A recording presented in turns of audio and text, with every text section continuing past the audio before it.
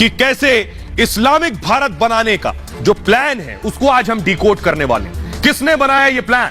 Islamic Bharat बनाने का पूरा प्लान डिकोड होगा। ये जो चेहरे आप देख रहे हैं, सबसे पहला जलालुद्दीन, ये सब इंस्पेक्टर, ये पूर्व दरोगा रहे, रिटायर्ड दरोगा, ये अतहर परवेज, इन सब ने मिलकर एक डॉक्यूमेंट तैयार किया 2047, अब से 25 साल बाद, जब हिंदुस्तान आजादी का शताब्दी मना रहा होगा। आजादी की शताब्दी यानी 1947 में हम आजाद हुए, तो 2047, अगली तस्वीर दिखाई, 2047 में इन्होंने हिंदुस्तान को इस्लामिक राष्ट्र, मुस्लिम राष्ट्र बनाने की तैयारी कर ली। और ये डॉक्यूमेंट है, पहली तस्वीर दिखाइए डॉक्यूमेंट की पहली तस्वीर। वो जो डॉक्यूमेंट है ये आप देख रहे हैं, डॉक्यूमेंट 2047, इंडिया 2047 आपने लिखा है, ये वो डॉक्यूमेंट है। फुल स्क्रीन लीजिए और देखिए रेड पड़ी, तो रेड के बाद पोस्टर जो मिले हैं वो आप देख रहे हैं, एनडीएसडीपीआई के जो पोस्टर हैं वो आप देख रहे हैं कि तो कैसे, किस तरह से आखिर 4 चरणों में हिंदुस्तान को इस्लामिक राष्ट्र बनाने की तैयारी है, 4 चरणों में। तो देखिए तैयारी है, ये सब जो चीजें मिली हैं उनके घर से, यही वो फाइल भी मिली है। फास्ट आइए प्लीज, यही वो ग्राफिक्स के जरिए मैं आपको दिखा रहा हूं। 4 स्टेजेस हैं हिंदुस्तान को इस्लामिक राष्ट्र बनाने के, 4 तरीके हैं कैसे 2047 तक मुस्लिम समुदाय के पास सत्ता होगी, इस डॉक्यूमेंट में लिखा है। जीत के लिए बहुसंख्यक होने की जरूरत नहीं है, यानी हिंदुस्तान में बहुसंख्यक को इसकी जरूरत नहीं है, सिर्फ 10%, 10% मुस्लिमों को साथ लाने की जरूरत है, यह इसका हिस्सा है। 10% मुस्लिम बहुसंख्यकों को घुटने के बल ला देंगे, यह इसमें लिखा हुआ है। 4 चरणों में इस्लामिक शासन का पूरा सपना हो जाएगा, 4 चरणों में। देखिए अब एक एक चरण दिखा रहा हूं। पहला चरण क्या है? पहला चरण यह है कि पहले पीएफआई के झंडे के नीचे मुस्लिमों को एकजुट करेंगे, उसके बाद मुस्लिमों को हथियार चलाने का प्रशिक्षण देना होगा। फिर दूसरा चरण आ जाएगा, ये 2 फेज हो गए, मुसलमानों को हथियार चलाने का प्रशिक्षण दे लिया, ट्रेंड हो गए। अब क्या होना है? हिंसा का सीमित इस्तेमाल किया जाएगा दूसरे चरण में, हिंसा के जरिए बहुसंख्यकों को आतंकित कर दिया जाएगा। उसके बाद अच्छे सिपाही को बम चलाने की भी ट्रेनिंग दी जाएगी। इरादे को छिपाने के लिए राष्ट्रीय ध्वज का इस्तेमाल करें। समझिए अब कहां कहां अचानक राष्ट्रीय ध्वज निकल आते हैं, यहां से भी आपको कनेक्ट करना होगा। कार्यपालिका और न्यायपालिका में घुसपैठ करना होगा, यह दूसरे चरण में। ज्यादा से ज्यादा जानकारी जुटानी होगी, यह भी इसमें लिखा है। अब शुरू होगा तीसरा चरण। इस तीसरे चरण में क्या है? एससी, एसटी और ओबीसी से गठजोड़ करना होगा। उसके अलावा आरएसएस और पिछड़े वर्ग में दरार पैदा करनी हो, यानी आरएसएस पिछड़े वर्ग से दूर हो जाए। आरएसएस को स्वर्ण जातियों के पक्षधर के तौर पर दिखाए, जैसे अभी दिखाने की कोशिश होती है बहुत से लोगों के जरिए कि आरएसएस जो संगठन है ये केवल सवर्णों का संगठन है, उच्च जाति का संगठन है, ऊपरी अगली जातियों के साथ खड़ा होता है। उसके बाद तीसरे चरण में सेक्युलर पार्टियों को भी बदनाम करना होगा, यह भी शामिल है। मुस्लिमों और एससी, एसटी, ओबीसी की अपनी एक पार्टी बनानी होगी तीसरे चरण में। इसी चरण में हथियारों का स्टॉक भी बढ़ाना है, इसी चरण में शुमार। अब आया सबसे आखिरी इंपॉर्टेंट चौथा चरण, इसमें है पीएफआई की अहमियत बढ़ानी होगी, कैसे पॉपुलर फ्रंट ऑफ इंडिया की इंपॉर्टेंस बढ़ाई जाए। पीएफआई को मुस्लिमों का निर्विवाद संगठन बनाना होगा, यानी सबसे ज्यादा एक्सेप्टेबिलिटी पीएफआई की हो, अन्य इस्लामिक संगठन किनारे किए जाएंगे। 50% एससी, एसटी, ओबीसी का भी विश्वास हासिल करेंगे, और उसके बाद तब राष्ट्रीय स्तर पर सत्ता हासिल करना आसान होगा, यानी मकसद सत्ता हासिल करना। सत्ता के बाद सरकारी तंत्र में अपने लोगों को भेजना होगा, यह शामिल है। ये 4 चरण हो गए। अब इसके बाद आगे क्या होगा यह आपको बताऊंगा, लेकिन उससे पहले ऐसा करते, लेकिन उससे पहले कैसे पूरी साजिश बेनकाब हो गई, आइए मैं आपको दिखाऊं। पीएफआई की साजिश का हिस्सा ये देखिए, ये पीएफआई के जो झंडे, इस तरह के झंडे बरामद हुए हैं पीएफआई के रेड में। ये झंडे आप देख रहे हैं, पुलिस ने रेड की तो बहुत सी सामग्री मिली है, बाकायदा कंप्यूटर मौजूद था, आप देख रहे हैं, और ये झंडे छपवा कर रखे गए थे पीएफआई के। अगली तस्वीर दिखाइए जरा, ये आप देख रहे हैं, और ये देखिए फुल स्क्रीन जरा लीजिए, इनमें तस्वीरें देखिए। तीस्ता सीतलवाड़ जेल में, मोहम्मद जुबैर जेल में, उन लोगों के पोस्टर छपवाए गए, उन लोगों की तस्वीरें रखी गई थी छपवाकर जो जेल में। क्यों जेल में है? तीस्ता सीतलवाड़ जेल में है नरेंद्र मोदी के खिलाफ प्रोपेगेंडा में, मोहम्मद जुबैर जेल में है क्योंकि हिंदुओं की भावनाएं भड़काने में, और उसके साथ खड़ा कौन है? ये पीएफआई। आइए अब मैं आपको बताऊं इन 4 चरणों के बाद आगे की तैयारी क्या है, ये आपको बताता हूं। आइए 4 चरणों के बाद आगे की जो तैयारी है वो देखिए जरा, कैसे अब आगे क्या करना है इन्हें। बाहर की इस्लामिक ताकतों से मदद ली जाएगी, यानी अब 4 चरण पूरे हो गए। सत्ता में अपने लोग हैं और एडमिनिस्ट्रेशन में अपने लोग हैं। अब बाहर के मुल्कों से मदद ली जाएगी। इस्लामिक सिद्धांतों पर नया संविधान लेकर आया जाएगा। सभी विरोधी ठिकाने लगा दिए जाएंगे। युवाओं में कट्टरपंथ को बढ़ावा दिया जाएगा और हर घर में पीएफआई की पहुंच बढ़ाई जाएगी। हर घर से एक व्यक्ति की पीएफआई में भर्ती की जाएगी। स्वस्थ लोग स्वस्थ राष्ट्र अभियान की आड़ में हम काम करेंगे। मुस्लिम बहुल इलाकों में जमीनों का अधिग्रहण किया जाएगा और संघ परिवार के खिलाफ कदम उठाए जाएंगे। संघ के नेताओं के खिलाफ सूचना जुटाई जाएगी और दूसरे इस्लामिक देशों की भी मदद ली जाएगी। तुर्की के साथ मैत्रीपूर्ण संबंध विकसित किए गए हैं और अन्य इस्लामिक देशों के साथ दोस्ती बढ़ाई जाएगी। ये सारी चीजें इस दस्तावेज में शामिल हैं। लेकिन उससे पहले आपको बताऊं, जो इसको अंजाम देने वाले थे वही शिकंजे में आ गए। कौन है वो लोग? उनकी तस्वीर मैं आपको दिखाने जा रहा हूं। ये देखिए जरा, ये है एक गिरफ्तार हुआ है दानिश। आज पुलिस ने इसे गिरफ्तार किया है दानिश को। यह गिरफ्तारी बड़ी मानी जा रही है। गजवाए हिंद से जुड़ा हुआ था यह दानिश। मैं आपको बताऊं लेकिन इसकी आगे की तैयारी क्या थी, इसकी आगे की तैयारी क्या थी दानिश की, और गजवाए हिंद क्या है, इसकी मंशा क्या है, इससे आपको अंदाजा हो जाएगा कि यह बेवजह नहीं है। इस्लामिक राष्ट्र और इस्लामिक राष्ट्र के साथ गजवाए हिंद। गजवाए हिंद है भारत पर कब्जे के लिए की गई लड़ाई, हिंदुस्तान पर कब्जे की लड़ाई, इस्लाम के विस्तार के लिए किया गया युद्ध है। गली गली में इस्लाम का परचम लहराना इसका मकसद है और गजवाए हिंद कट्टरपंथियों का दरअसल पुराना ख्वाब रहा है। अब जरा सुनिए एसएसपी मानवजीत सिंह क्या कह रहे हैं दानिश की गिरफ्तारी के बाद। जो गिरफ्तार अभियुक्त है उसका नाम है मरगूब अहमद दानिश। पुकारू नाम ताहिर है। पिता का नाम सैफुद्दीन। ये मुनीर कॉलोनी फुलवारी शरीफ का रहने वाला है। मूल रूप से ये लोग चंदौती थाना गया के रहने वाले हैं, लेकिन काफ़ी देर से फुलवारी शरीफ थाना में बसे हुए हैं। वर्ष 2006 से लेकर 2020 तक जो गिरफ्तार अभियुक्त है ये दुबई में यूनाइटेड अरब अमीरात में काम करता था और 2020 के बाद ये लॉकडाउन के बाद यहीं पे फुलवारी शरीफ में परमानेंटली वापस आए हैं। आइए अब आपको बताता हूं, ये मैं ऐसा ही नहीं कह रहा हूं। एक चैट मैं आपको दिखाने जा रहा हूं। वो चैट आपको सोचने पर मजबूर कर देगी कि ये लोग क्या साजिश रच रहे थे। देखिए जरा, ये आपके सामने आ गया है मोबाइल में जो चैट किया गया उसके बगल में मैं आपको स्क्रीनशॉट भी दिखा रहा हूं। उस स्क्रीनशॉट को ध्यान से देखिए, क्या लिखा है इसमें, क्या लिखा है ये भी मैं आपको बाद में दिखाऊंगा। पहले अंदर की चीज दिखाऊं। लिखा है गिरफ्तारी के बाद दानिश के मोबाइल की बाकायदा जांच हुई जिसको पकड़ा गया है।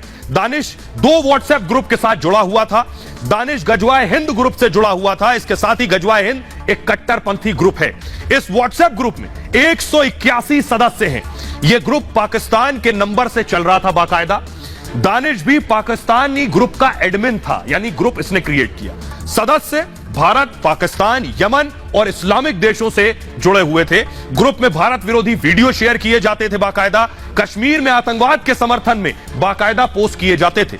जनवरी में बने दूसरे व्हाट्सएप ग्रुप में 10 सदस्य थे। इसमें 8 सदस्य बांग्लादेशी और एक पाकिस्तानी भी था। दोनों ग्रुप के प्रोफाइल पिक्चर भी एक ही थे। तस्वीर में भारत के नक्शे पर पाक का झंडा भी था। ग्रुप का स्लोगन डायरेक्ट जिहाद था। सोचिए, ग्रुप का स्लोगन था जिहाद। पुलिस अब विदेशी फंडिंग की जांच करेगी बाकायदा इस पूरे मामले में। अब जरा पुलिस को सुनिए, उसके बाद वो पूरा व्हाट्सएप चैट में आपको दिखाऊंगा। सुनिए जरा पुलिस को।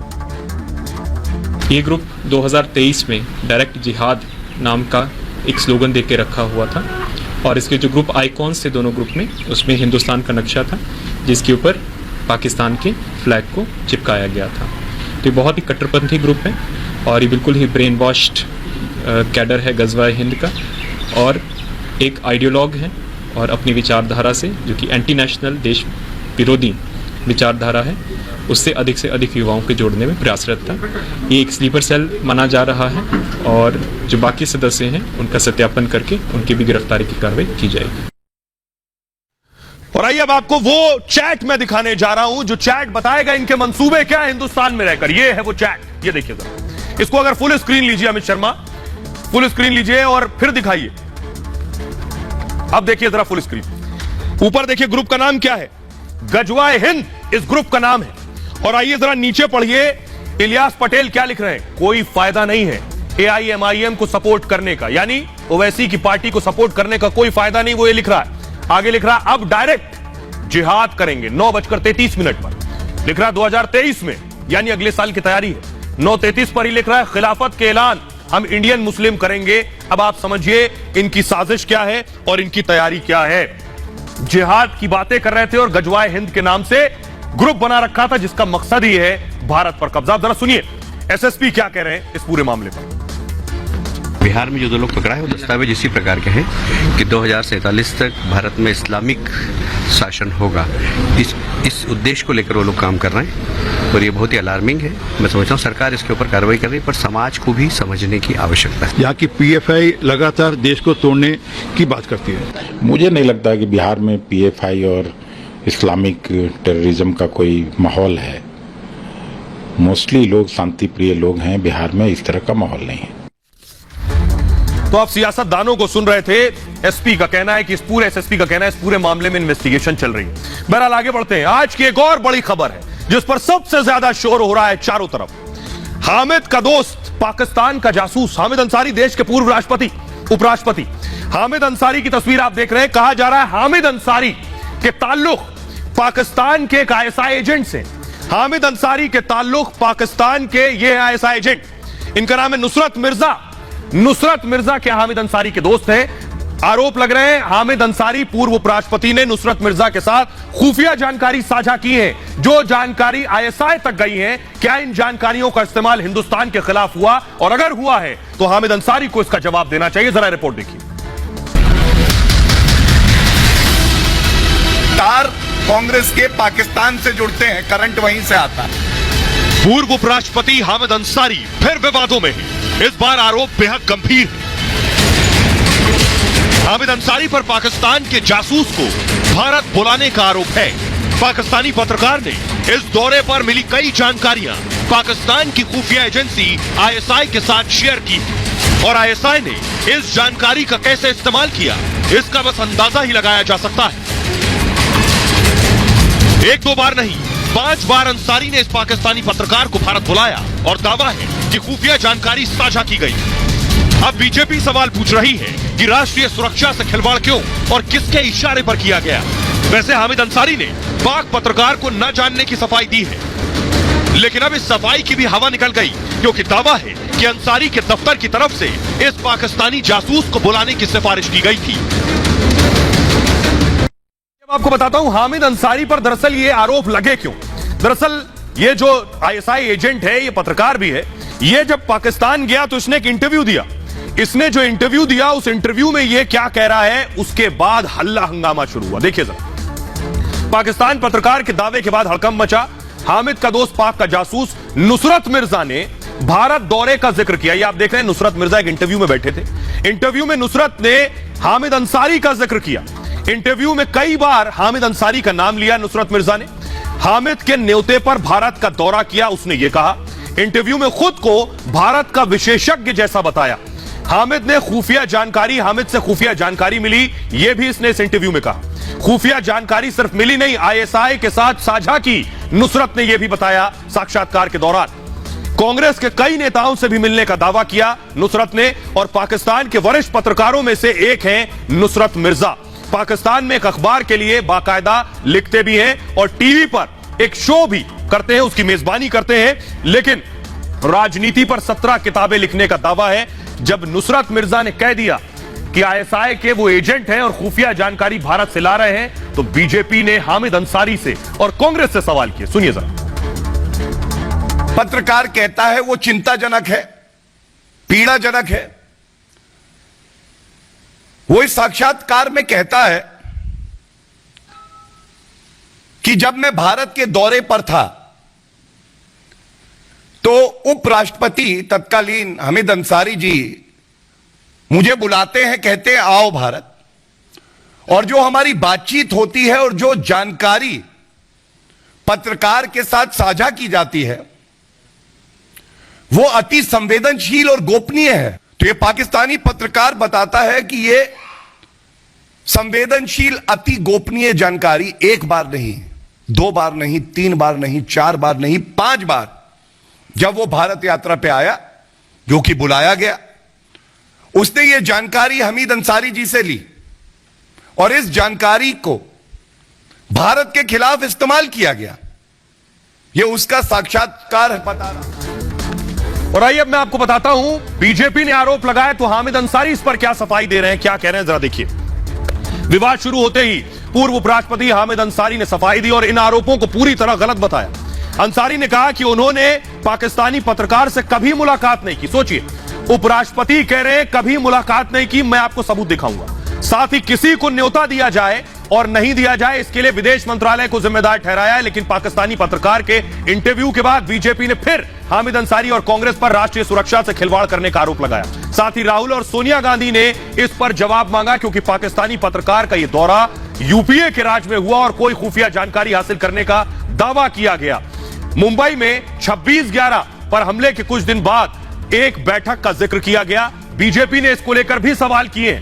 बीजेपी के हमले के बाद एक बार फिर हामिद अंसारी ने सफाई देने की कोशिश की। हामिद अंसारी के दफ्तर की तरफ से आज फिर बयान जारी किया गया। इसके मुताबिक हामिद अंसारी कह रहे हैं अपने बयान पर कायम है, पाकिस्तान के पत्रकार को नहीं जानते, वो कह रहे हैं नुसरत मिर्जा से कभी मुलाकात नहीं की, वो कह रहे हैं किसी भी मौके पर नुसरत से नहीं मिला, ये कह रहे हैं। आइए अब मैं उनका झूठ आपको सामने रख रहा हूं। हामिद अंसारी झूठ बोल रहे हैं और सफेद झूठ बोल रहे हैं। कैसे, ये मैं साबित करता हूं, जल्दी से आइए।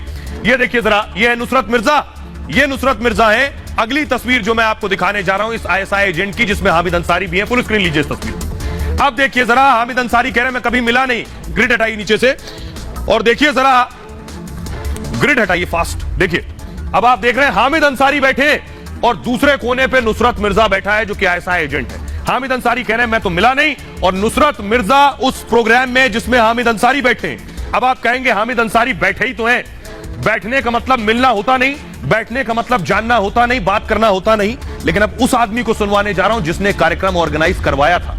वो बता रहा है कि हामिद अंसारी ने दबाव बनाया कि वो नुसरत मिर्जा को बुलाए। सुनिए जरा। हमारी कॉन्फ्रेंस में बुलाने के लिए मिस्टर अशोक दीवान, जो उस टाइम डायरेक्टर थे वाइस प्रेसिडेंट सेक्रेटरीट में, उन्होंने हमको रिक्वेस्ट करी थी कि वाइस प्रेसिडेंट साहब चाहते हैं कि नुसरत मिर्जा जो पाकिस्तान के जर्नलिस्ट हैं, इस कॉन्फ्रेंस में उनको भी बुलाया जाए। परंतु मैंने उस टाइम ना हाँ करी ना करी, क्योंकि हमको सारी सिचुएशन देखनी होती है। जब हमने बाद में ये डिसीजन लिया कि इनको बुलाना हिंदुस्तान में ठीक नहीं होगा, क्योंकि हम ये इंटरनेशनल कॉन्फ्रेंस अगेंस्ट टेररिज्म है। गेस्ट की जो नुसरत इनको नहीं बुलाया, इस चीज पर वाइस प्रेसिडेंट बड़े नाराज हैं, अपसेट हैं, और इसलिए वो कल आपके प्रोग्राम में आएंगे जरूर, परंतु 20 मिनट के लिए आएंगे। अब आपने सुन लिया कि हामिद अंसारी नाराज थे। क्या कोई आदमी किसी को बिना जाने नाराज हो सकता है? आखिर क्यों नाराज थे, क्यों 20 मिनट के लिए जाएंगे? अमूमन उपराष्ट्रपति 1 घंटे के लिए जाते हैं ऐसे कार्यक्रम में, लेकिन नाराजगी इस वजह से थी कि नुसरत मिर्जा को आखिर क्यों नहीं बुलाया गया। लेकिन देखिए, अब है सवाल ये, हामिद जासूस मुलाकात का सच क्या है? 5 बार भारत का दौरा करने का दावा है इस जासूस का। 2005 से 2011 तक 5 बार भारत का दौरा किया इसने। इसके अलावा भारत के कई शहरों में जाने का दावा भी है, जबकि दौरे में कई खुफिया जानकारी इकट्ठा की है इसने। भारत के 7 शहरों का वीजा होने का इसने दावा किया, 7 शहर जा सकता था, जबकि पाकिस्तान से कोई आता है तो उसे 2 से 3 शहरों से ज्यादा जाने की इजाजत नहीं होती। 27 अक्टूबर 2009 को एक बैठक में शामिल हुआ। सोचिए, 2008 को 26/11 हमले हुए और यह आईएसआई एजेंट हिंदुस्तान में बैठक में शामिल था 2009 में। मंच पर हामिद अंसारी और पाक पत्रकार भी नजर आए थे। मुंबई हमले के कुछ ही दिन बाद यह सम्मेलन हुआ था और दिल्ली में आतंकवाद पर कॉन्फ्रेंस में यह शामिल हुआ था। 2010 में दिल्ली में यह सम्मेलन आयोजित किया गया था। कांग्रेस के कई नेताओं से मिलने का दावा भी किया गया। उपराष्ट्रपति ऑफिस से बुलाने को बाकायदा कहा गया था, ये आरोप लगाए हैं। लेकिन सवाल बड़ा यह है कि हामिद अंसारी बेशक ये कह रहे हो कि वो जानते नहीं, उनकी मुलाकात नहीं हुई, लेकिन हकीकत आपके सामने आ गई है। अब उन्हें सच बताना चाहिए। सवाल यह है कि हामिद अंसारी झूठ बोल रहे हैं। बहरहाल ये भारत की बात है में इतना ही। आप अपना बहुत ख्याल रखिए। एक छोटे से ब्रेक के लिए रुक रहे हैं, लौट रहे हैं कुछ और बड़ी खबरों के साथ।